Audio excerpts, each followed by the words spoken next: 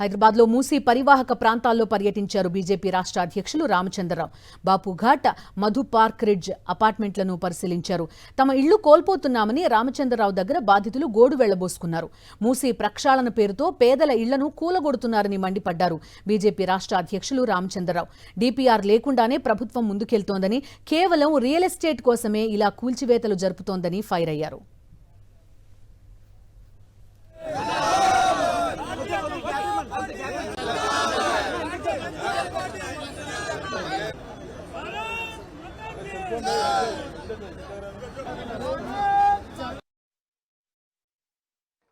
మూసి ప్రక్షాళన చేయండి, మేము సపోర్ట్ చేస్తాం, పూర్తిగా మేము సపోర్ట్ చేస్తాం.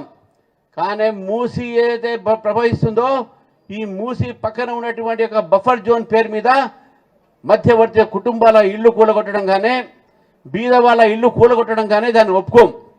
ఈరోజు లక్షలాది మంది ఈ మూసి పక్కన బీద వాళ్ళు నివసిస్తున్నారు. మేము ఆ ఇళ్లలో పండుకున్నాం. మేము ఆ రోజు రాత్రి గవర్నమెంట్ దగ్గర ఇప్పుడు కూడా డిపిఆర్ లేదు, ఈ ప్రాజెక్టుకు డిపిఆర్ లేదు. ఈ ప్రాజెక్ట్ ఎంతైతుంది వీళ్ళకి తెలియదు, అది ఇంకా పబ్లిక్ చేయలేదు. కానీ దాని మీద మాట్లాడుతూ ఉన్నారు. ఇవన్నీ కూడా వీళ్ళ రియల్ ఎస్టేట్ డెవలప్మెంట్ కోసం పనిచేస్తూ ఉన్నారు. మీ ఇల్లు కాంపన్సేషన్ ఎంత వస్తుంది? పక్కన 150 కోట్లకు ఎకరం అమ్ముడు పోతే మీకు ఏమి ఇస్తారని చెప్తా ఉన్నాను. మీకు ఇస్తారా? 20 కోట్లు ఇస్తారా? 10 కోట్లు ఇస్తారా? ఇవ్వరు.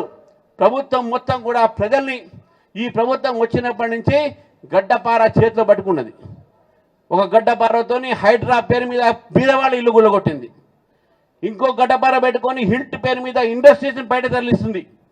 ఈరోజు మూసీ ప్రాజెక్టు పేరు మీద ఇళ్లను కూలగొడతా ఉన్నది, ఫ్లాట్స్ని కూలగొడతా ఉన్నది.